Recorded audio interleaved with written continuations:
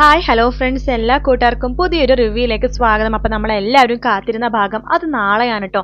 അങ്ങനെ നമ്മുടെ താരയ്ക്ക് എന്താ സംഭവിച്ചെന്ന് അറിയാണ്ട് കിരണും CS ഒക്കെ വല്ലാത്ത വിഷമത്തിലാണ്. എന്തായാലും ഇതിന് പിന്നിൽ രാഹുലും അതുപോലെ തന്നെ ഷാരിയാണെന്ന് ഇവർക്ക് നന്നായിട്ട് അറിയാം. പക്ഷെ തെളിവുകളും കാര്യങ്ങളും ഇല്ല. കാരണം താരക്കാണെങ്കിൽ ബോധമില്ലാണ്ട് കിടപ്പുമാണ്. അതുകൊണ്ട് തന്നെ ഒന്നും ഓർത്തെടുത്ത് പറയാൻ താരക്കിനി സാധിക്കില്ലെന്ന് അറിയാം.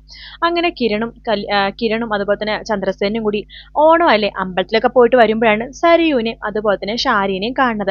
സരിയുവിന്റെ സാരി കാണുമ്പോഴാണ് CS മനസ്സിലാവുന്നത് സരി ഉടുത്തിരിക്കുന്ന സാരി താരക്ക് മേടിച്ചെടുത്ത സാരിയാണെന്ന്. അങ്ങനെ കിരണോട് പറയണ്ടേ, എടാ സരി ഉടുത്തിരിക്കുന്ന സാരി കണ്ടില്ലേ, അത് ഞാൻ വാങ്ങിച്ച് താരയുടെ കയ്യിൽ കൊടുത്ത സാരിയാടാ. അപ്പ താര തീർച്ചയായിട്ടും രാഹുലിന്റെ വീട്ടിൽ പോയിട്ടുണ്ട് എന്ന് പറയാണ്. അങ്ങനെ കിരണിനും അതുപോലെ തന്നെ CS നാളത്തോടെ മനസ്സിലാവാണ് താര ആന്റീനെ അപകടപ്പെടുത്തിയത് ഷാരിയും അതുപോലെ തന്നെ രാഹുലാണെന്ന് എന്നുള്ള സത്യം. അതിനുശേഷം നമ്മുടെ കിരണിനി ഒന്നും വെച്ചോണ്ടിരുന്നിട്ട് കാര്യമൊന്നുമില്ല. ഇത്രമാത്രം അപകടപ്പെടുത്തി. അത് ഷാരിയല്ല രാഹുലാന്ന് പറഞ്ഞിട്ട് ഇവർ തെറ്റിദ്ധരിക്കുന്നത്. രാഹുൽ അപകടപ്പെടുത്താൻ വേണ്ടി നോക്കി. ഇനി എന്തിനാ ആർക്ക് വേണ്ട ഈ സത്യങ്ങളൊക്കെ മറച്ചു വെക്കണമെന്ന് കിരണും സേനും വിചാരിക്കുകയാണ്. അതുകൊണ്ട് സത്യങ്ങളെല്ലാം തന്നെ തുറന്നു പറയാൻ വേണ്ടി തന്നെ സരിവിനോട് തുറന്നു പറയാൻ വേണ്ടി തന്നെ തീരുമാനിക്കും. അങ്ങനെ ഹോസ്പിറ്റലിൽ നിന്ന് നമ്മുടെ താരനെ ഡിസ്ചാർജ് ചെയ്യും കേട്ടോ. ഡിസ്ചാർജ് ചെയ്തിട്ടും താരക്ക് വലിയ ബോധവും കാര്യങ്ങളും ഓർമ്മശക്തി ഒന്നും തന്നെയില്ല.